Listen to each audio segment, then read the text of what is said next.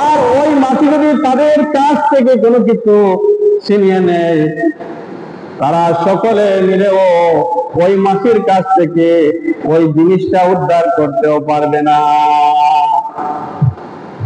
যদি মাছি আপনার কাছ থেকে কোনো কিছু নেয়, তাহলে এই মাছির কাছ থেকে আপনি ছিনিয়ে আনা সম্ভব? আল্লাহ বলছেন না, সম্ভব হবে না।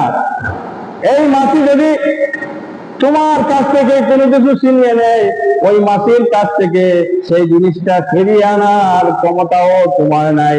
তোমরা যাদের পূজা করছো এবং যারা পূজা করছো, তারা উভয়ই অতি দুর্বল। আল্লাহ রাব্বুল আলামিন বলছেন তোমাদের কোনো ক্ষমতা নাই। তোমরা যে মূর্তির পূজা করছো, এই মূর্তিরও কোনো ক্ষমতা নেই।